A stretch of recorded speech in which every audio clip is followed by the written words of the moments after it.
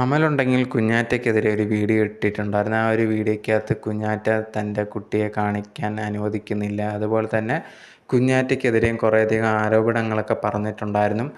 ആ ഒരു ആരോപണങ്ങളൊക്കെ വന്ന സമയത്ത് കുറേയധികം പേര് അമലിനെ സപ്പോർട്ട് ചെയ്തുകൊണ്ട് കുഞ്ഞാറ്റയ്ക്കെതിരെയൊക്കെ സംസാരിച്ചിട്ടുണ്ടായിരുന്നു. കുഞ്ഞാറ്റയുടെ ഇൻസ്റ്റാഗ്രാമിലൊക്കെ പോയിട്ട് ഓരോ പോസ്റ്റിന് താഴെ കമൻറ്റ് ബോക്സിൽ കുറേ നെഗറ്റീവായിട്ടും കമൻ്റൊക്കെ ഇട്ടിട്ടുണ്ടായിരുന്നു. ഇപ്പോൾ എന്തായാലും കുഞ്ഞാറ്റ അതിന് മറുപടിയായിട്ട് വന്നിട്ടുണ്ടായിരുന്ന ഒരു പോസ്റ്റ് തന്നെയാണ് ഇട്ടിട്ടുണ്ട്. ആ ഒരു പോസ്റ്റിന് താഴെ വന്നിട്ട് ഒരു കാര്യം കൂടി എഴുതിയിട്ടുണ്ട്.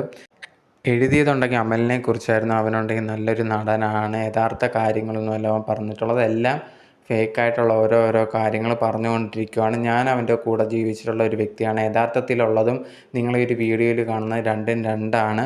ഞാനുണ്ടെങ്കിൽ മാക്സിമം എൻ്റെ കുട്ടിക്ക് വേണ്ടി അവൻ്റെ കൂടെ ജീവിക്കാൻ വേണ്ടി റെഡിയായ ഒരു വ്യക്തി കൂടിയാണ്. പക്ഷേ അതിനെല്ലാം അവൻ ആദ്യമേയൊക്കെ സമ്മതിച്ചെങ്കിലും പിന്നെ അതൊന്നും നേരെയായിട്ട് പോയിട്ടൊന്നുമില്ല. ഇപ്പോഴുണ്ടെങ്കിൽ ഞാനുണ്ടെങ്കിൽ എൻ്റെ കാര്യം, എൻ്റെ കുട്ടിയുടെ കാര്യം മാത്രമാണ് മെയിനായിട്ട് ശ്രദ്ധിക്കുന്നത്.